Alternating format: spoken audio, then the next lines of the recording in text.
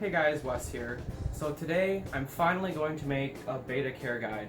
Ever since I've had this beta, which has been I think a year and a half or 2 years now, I've been wanting to make a care guide because there's so much information online that's just completely 100% wrong and kind of cruel actually to the betas that are in those conditions. So first I'm just going to start off by introducing my beta. He's a male super delta beta. He's almost half moon. When he really spreads out his fins, it's almost a complete half circle. So I think he's a really beautiful fish. His scales are kind of like iridescent. They're really shiny, and he's kind of a nice aqua bluish color. So the scientific name for betas is Betta splendens. Betta fish originated in Japan in really shallow pools and rice paddies. So not a lot of water and not great quality water either. So that's not an excuse for your beta to be in those conditions either. So tank size is going to be my first topic. This is a 5.5 gallon fluval spec. A 5 gallon, in my opinion, is the minimum size tank for a beta. They sell a lot of like 2.5 gallon like beta kits, like this one. And they also have a lot of beta bowls, really small ones too, like this one. Now, you can put betas in community tanks as well, larger community tanks, but they are mostly recommended to stay in isolation because of their aggressive behaviors. Next, I'm going to talk about filtration. You want to have a really efficient filtration system. However, betas do not like high flowing water. So this tank has a side sump right here. It's essentially a sump. It has the mechanical filtration in this big sponge block, and there is openings in the middle to put ceramic and carbon media. I currently only have ceramic media because I personally don't use chemical filtration. And then on the far side, which you can't see, there is a little pump chamber where I keep the heater. So it's really good filtration, and I have a sponge over the outflow to kind of baffle it so it doesn't kind of blow him around, because he really doesn't like that, and all betas just appreciate low flow because their fins are really delicate. I personally recommend having some type of dedicated biomedia. I have ceramic rings in mine, but a lot of mainstream aquarium filters only have the single cartridges of the filter floss with the carbon in the middle, and those are the types of things you want to steer clear from. Fluval aqua clears are a great filter if you're going to put a beta in like a 10 gallon for example. Next, I'm going to talk about decorations.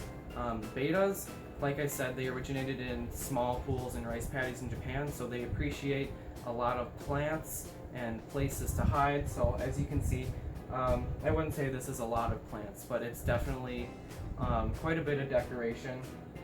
The driftwood adds some shaded area if he wants to lay under there. And also I have a beta leaf, which most betas will appreciate because they like to lay on a surface when they're tired or if they're going to sleep. My beta just ignores the beta leaf, and he just sleeps along the bottom. So they appreciate a lot of decoration and plant cover. Even duckweed on the surface is also great to kind of shade it a little bit.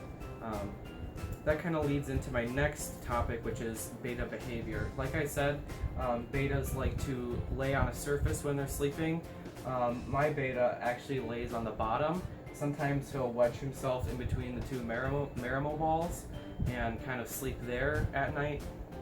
So don't be worried if you wake up one morning or walk into your living room or whatever and see your beta laying on something. As long as he's still completely upright and not like flat on his side, that just means that he's tired or sleeping. So they do seem kind of depressed sometimes.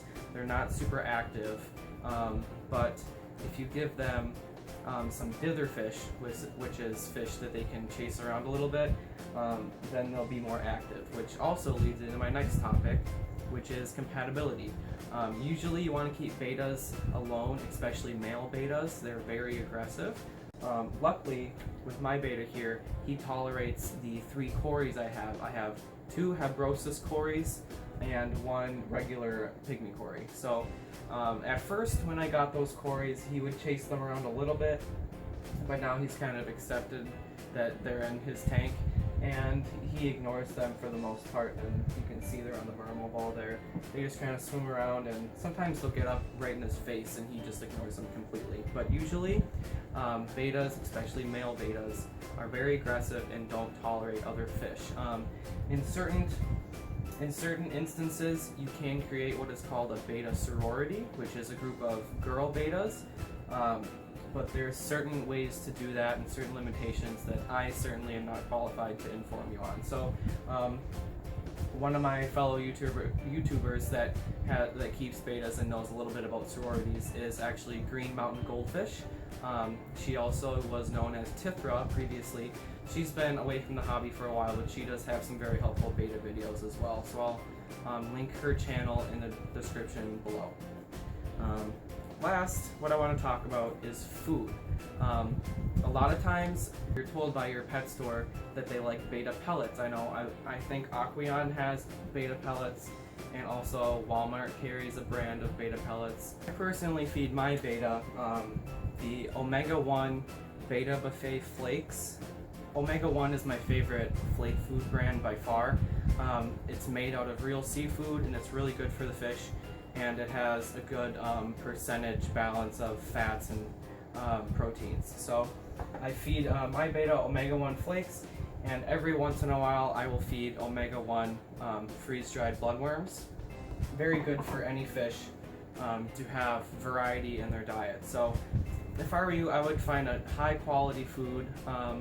I know Hikari has some good tropical foods, but Omega-1 is a cheap and very nutritious for the price fish food compared to Tetra, Beta Min, something like that, and there's countless other brands of fish food out there. So that's my Betta Care guide. I know it was kind of brief, but I feel like I got all the necessary information to you guys. So I'm going to thank you for watching. Definitely subscribe for more videos like this. Like it if you appreciate these care guides, and if you have any comments on how you've been caring for your beta, definitely leave those in the comment section below. So now I'm just going to do a quick slideshow of my favorite pictures that I've taken of my beta. So yeah, thanks for watching, and I'll see you next time.